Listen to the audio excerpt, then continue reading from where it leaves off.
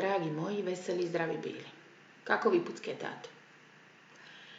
Kad sam bila mala, na livadi bi našla jedan cvjetić koji je bio onako kao jedna mala okruglica i onda bi joj to pritiskala prstima i to bi pucketalo. Meni se to strašno sviđalo. Nedavno sam na jednoj livadi vidjela takav sličan cvijet i ja sam onako išla to pritisniti da to pucne, međutim nije bilo zvuka. I meni je tog trenutka taj cvijet bio potpuno neinteresantan, dapače, čak mi je bilo žao što sam to napravila. Na isti način mi pucketamo kad nas neko drugi isprovocira. Ona informacija koju damo pred svojom reakcijom, ona točno daje provokatoru, odnosno onome ko nas želi isprovocirati, daje mu točnu informaciju da li da nastavi ili da ne nastavi. Slično vam je sa zlostavljanjem u školama. To je danas jedna jako česta pojava, bila i prije, ali čini mi se da sad to dobiva nekakve drugačije razmjere.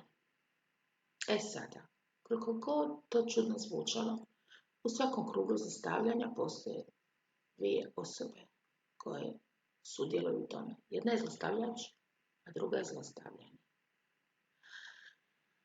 Zlostavljač bira točno određenu osobu koju će zlostavljati. Nije osobu B, nije osobu C, nego točno osobu koju najviše zlostavlja u razredu.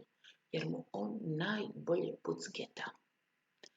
I to je ono što ovoga drži da dalje pritišće. To pucketanje. Te reakcije koje zlostavljani daje i koji ih pokazuje. To može biti strah, ako je ovome simpatično da ga se neko boji, to može biti bilo što drugo, ali u svakom slučaju pucketa na pravi način. Sva ova zlostavljanja koja se događaju, znači dio problema je zlostavljač, a dio problema je zlostavljanje. Bez obzira koliko to čudno odzvuči. Ukoliko se želite riješiti zlostavljača, prestanite pucketati na određeni način. Radite na sebi, tapkajte na sebi i izbrišite iz sebe onaj dio strukture, one programe koji izazivaju zlostavljača.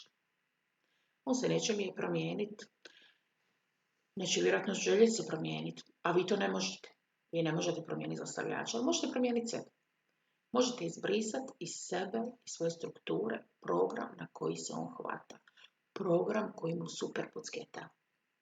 I na taj način riješite se zlostavljača. Vrlo jednostavno. Toliko od mene. Vidimo se drugi put.